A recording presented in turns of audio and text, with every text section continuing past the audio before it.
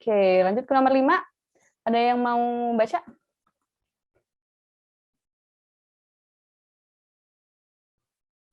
Zevania mau baca? Boleh, dokter. Oke.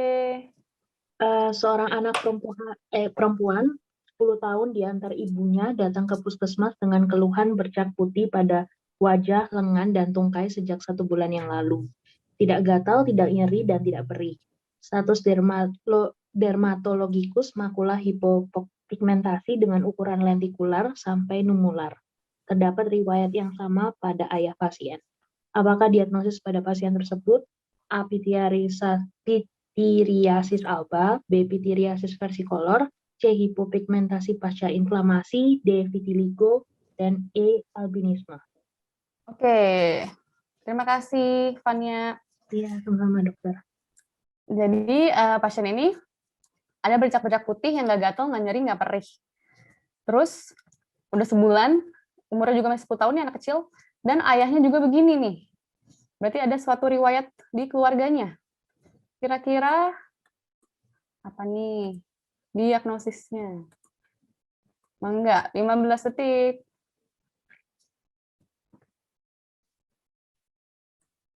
Oke. Udah banyak yang benar ya. 3, 2, 1. Oke. Ya, jadi sebagian besar jawabnya adalah vitiligo. Ya, betul ya, vitiligo. Tapi ini masih ada yang jawab pityriasis alba nih. Sama apa nih? Albino, sama PV, dan hipopigmentasi. Oke, kita bahas ya tentang vitiligo.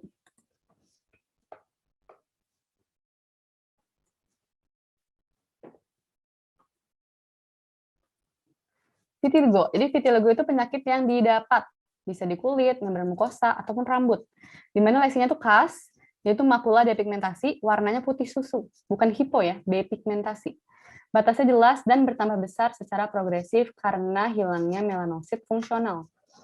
Etiologi belum diketahui, tapi diduga karena autoimun, neurohormonal, opositotoksik, dan bahan kimiawi. Nah, ini dia manifestasi klinisnya. Makulanya itu warnanya putih.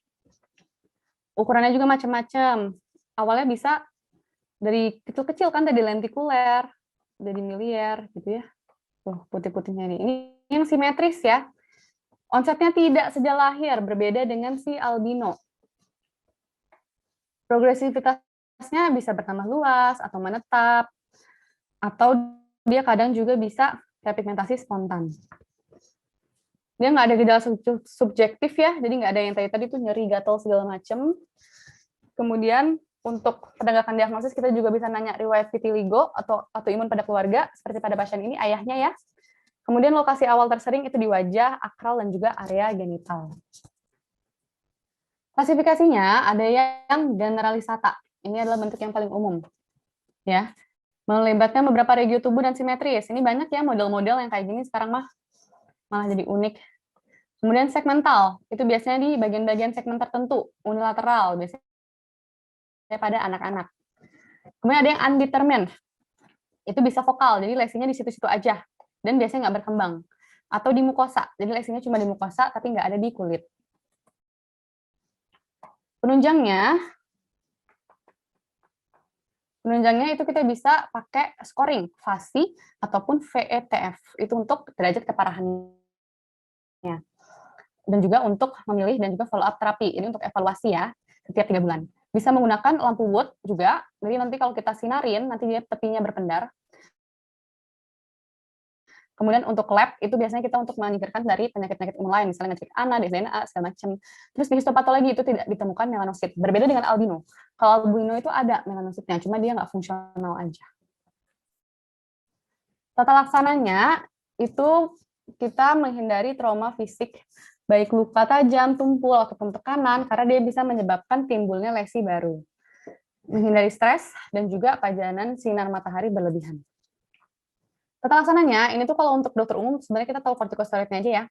Bisa kasih, topikal aja maksudnya. Bisa kasih kortikosteroid yang poten, atau sangat poten, Clobet mungkin. Clobetasol maksudnya. Kemudian bisa dikasih inhibitor kalsinerin juga. Kemudian untuk fisiknya itu yang favorit atau yang utama adalah Neuroben UVB. Efektivitasnya lebih bagus daripada PUVA. Walaupun PUVA ini adalah terapi yang paling awal ditemukan, cuma resiko kankernya pada PUVA ini tinggi. Untuk ini keduanya bisa kasih kalsipotriol, kemudian PUVA yang topikal, kemudian corticosteroid pulse terapi, jadi dikasih selama beberapa minggu, tapi cuma 2 hari doang. Kemudian bisa juga lakukan bedah, itu grafting dan juga transplantasi melanosit. Nah, ini berdasarkan Perdosky, dari dokter-dokter kulit, spesialis kulit, itu kita bisa ada algoritmenya. Kita tentukan luasnya dulu. Kalau kurang dari 20%, kita bisa kasih corticosteroid topikal, atau imunomodulator, atau kalsipotriol, atau kombinasi. Kalau udah lebih dari 20%, langsung mulai fototerapi. Kalau misalnya ini nggak baik, bisa ditambahkan juga dengan fototerapi, kemudian dilakukan skin graft atau terapi melanosit. Nah, kalau nggak ada respon dan lesinya lebih dari 50%, bisa depigmentasi. Jadi dibikin semuanya jadi putih aja gitu. Tapi sebenarnya ini lebih kepentingan kosmetik kali ya. Dan harus menghindari matahari terus ya, sunblock terus. Oke, tadi masih banyak yang jawab pityriasis alba. Kenapa bukan pityriasis alba? Karena di pasien ini nggak dibilang ada tahapan perubahan lesi. Terus biasanya ini di wajah doang kalau pityriasis alba. Kemudian PV. PV itu biasa ada squama halus di atasnya dan ada pruritus ringan.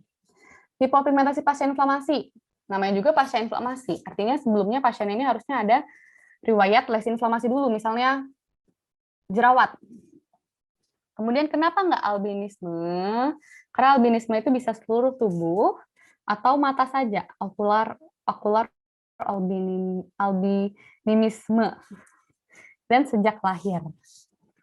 Pasien ini nggak sejak lahir. Kita paham ya, so ini ya. Ada yang mau tanyain nggak?